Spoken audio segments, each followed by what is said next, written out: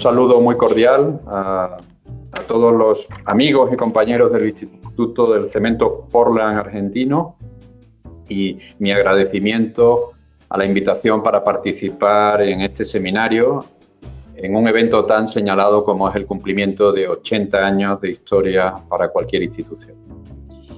Se me ha pedido que haga una reflexión sobre lo que significa la pandemia de la COVID-19, de qué forma el sector se ha ido adaptando a los retos que esta implica y qué lecciones hemos aprendido, qué lecciones podemos poner en funcionamiento si quizás se presente otra pandemia, que yo diría que es uno de los escenarios con los que tenemos que trabajar hoy en día. Voy a hacerlo de manera muy breve y voy a analizar 4 puntos para dejar al final una serie de conclusiones. Primero, intentar colocar en contexto cuál es la pandemia sanitaria y la pandemia económica que estamos viviendo. No solo en Argentina, no solo en América, no solo en Europa, sino con un contexto mundial. En segundo lugar, decir cuáles son los riesgos de una pandemia de este tipo para nuestro sector, para el sector cementero y también para el sector del hormigón o del concreto, y cómo la hemos podido gestionar y cómo la podemos gestionar de cara al futuro. La tercera va a ser una de mis principales conclusiones y es la necesidad de reforzar la colaboración con el sector de la construcción. Ya veremos por qué. La cuarta son las amenazas y oportunidades que nos ha dado esta crisis. Yo creo que somos muy conscientes de las amenazas, pero quizás no tengamos una visibilidad tan nítida de cuáles son las oportunidades que la crisis nos plantea.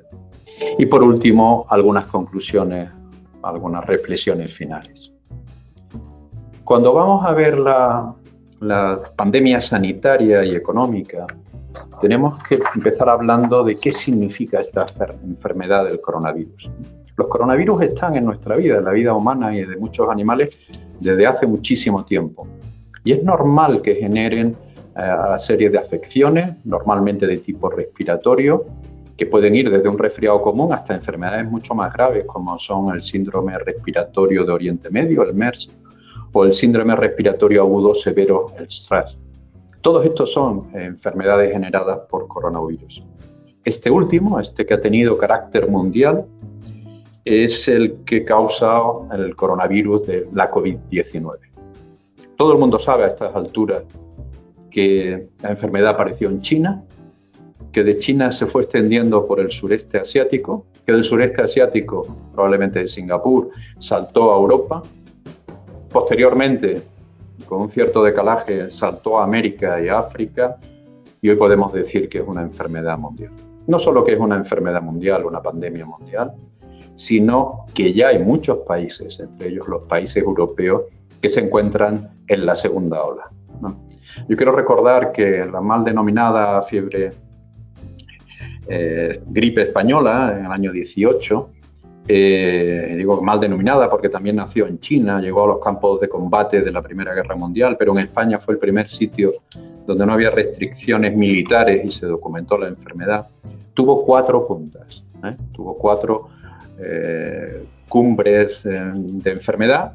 Bueno, como digo, ahora mismo nos encontramos en la segunda de esas olas. Si vemos qué ha ocurrido desde un punto de vista del alcance que tiene, hoy, a día de hoy, podemos decir que en el mundo se han detectado más de 38,6 millones de casos y estamos seguros que solo estamos detectando una parte pequeña de todos los casos que se producen y que tenemos documentado más de 1.100.000 fallecidos. Y de la misma forma, muy probablemente los fallecidos han sido más de los que tenemos recogidos en las estadísticas oficiales. Cuando vamos a ver qué ha ocurrido, vemos que la situación es muy cambiante. Si en el mes de abril, en el caso de Estados Unidos, tenía 56.000 fallecidos, en el momento actual ya ha superado los 210.000 y hoy me parece que han superado los 220.000 fallecidos. Esto significa que la progresión es extraordinariamente rápida. Algunos países que tardaron en incorporarse, véase el caso de Brasil, de India, de México, que en abril de este año no aparecían entre los principales afectados, hoy en día ya han superado los 100.000 o se encuentran muy cerca de los 100.000. lo cual vemos que el carácter de la pandemia, el impacto, se ha hecho mucho más generalizado, mucho más extenso. Pero esta pandemia sanitaria no es exclusivamente sanitaria. Está arrastrando, está llevándonos a una crisis económica como no se había conocido en mucho tiempo, probablemente como no se había conocido nunca en el siglo XX y XXI. Cuando vamos a las fuentes de la OCDE, las estimaciones de pérdida de Producto Interior Bruto en el 2020, estamos hablando de una serie de países, entre los cuales se encuentran los queridísimos Argentina y también mi país, España, donde estamos hablando de disminuciones del PIB superiores al 11%, pero Reino Unido que está muy cerca con el 10,5%, Italia igual. Bueno, no hay que hacerle tampoco muchos casos a estas previsiones porque las cifras varían prácticamente de semana en semana, pero estamos hablando órdenes de magnitud muy fuertes, del entorno del 10%. En el contexto de la eurozona estamos hablando de pérdidas del 8%. Y eso, contando y teniendo en cuenta la importante resiliencia que presenta Alemania, que va a tener una caída más del entorno del 5, entre el 5 y el 6% en este año, que es mucho menos que la media de la Unión y es mucho menos de lo que podemos encontrar en Europa de forma general. El mundo, por primera vez en muchos años, va a retroceder. Vamos a tener una caída del PIB del 4,5% de ese entorno. Y va a haber muy pocas excepciones de países en positivo. China va a ser el gran país que va a tener crecimiento muy moderado, muy por debajo de lo que es habitual en esas latitudes, pero un crecimiento del entorno del 2%, mientras el resto del mundo se hunde en una crisis económica realmente grave. Si tenemos una crisis sanitaria y económica, ¿qué papel ha quedado? ¿Cómo ha quedado el juego para el sector cementero internacional? Bueno, lo primero que tenemos que ver, y esto ha sido una prueba de campo real, una carga real, es que el sector está preparado para gestionar crisis, elementos de riesgo sanitarios, no sanitarios.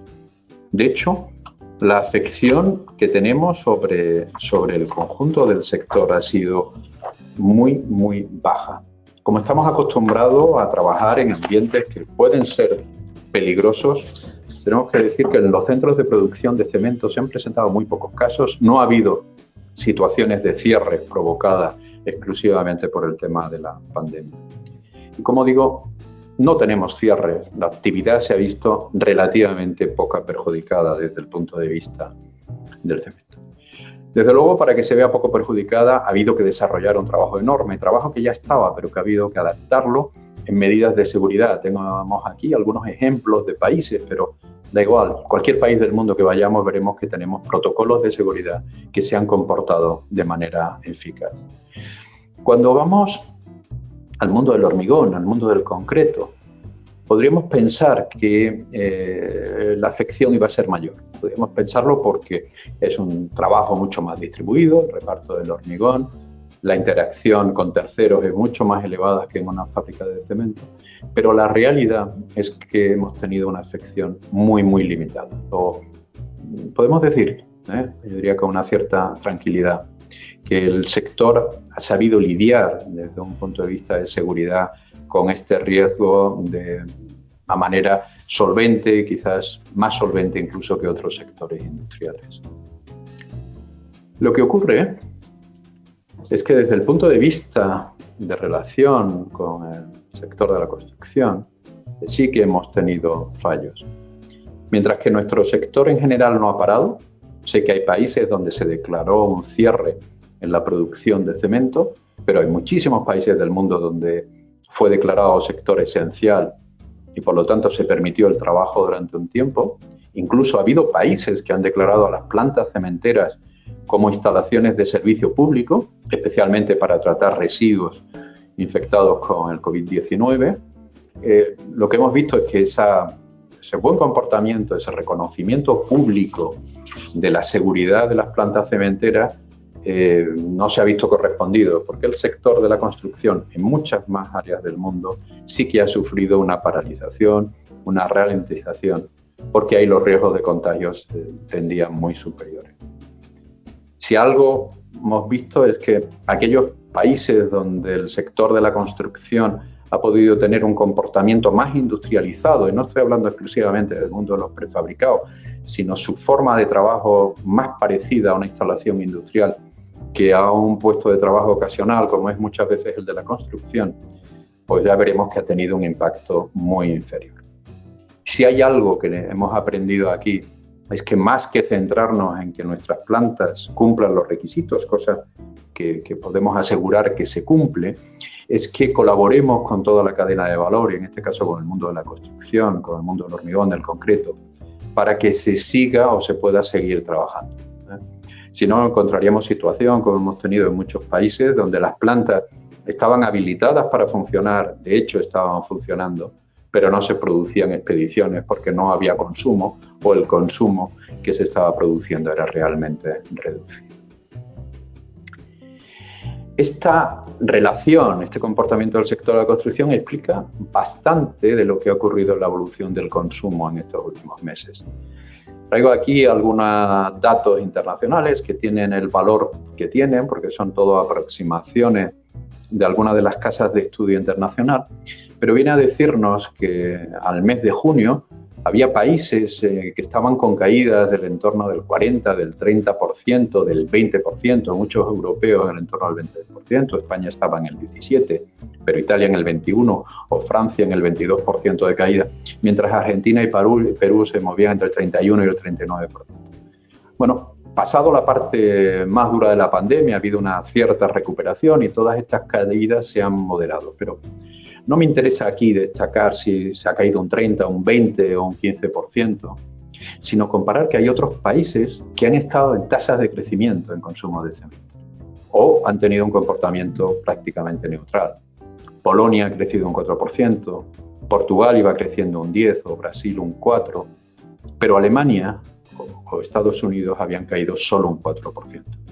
Esa caída de tan solo un 4% tiene que ver con las medidas de seguridad que podía garantizar el sector de la construcción en Alemania y que quizás no podía garantizar en otros países. Y eso, como digo, da un margen de reflexión realmente interesante de cara al futuro.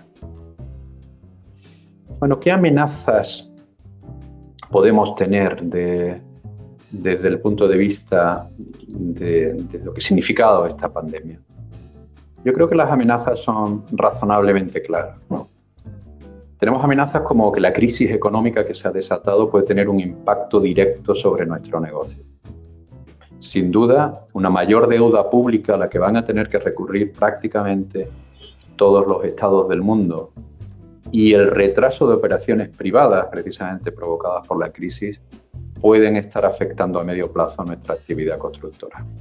Luego ahí tenemos una amenaza latente de entidad y que puede afectar al sector durante varios años. La segunda amenaza es la preferencia por los gastos sociales y especialmente por los sanitarios, desplazando a otro tipo de dotaciones públicas en la arena política.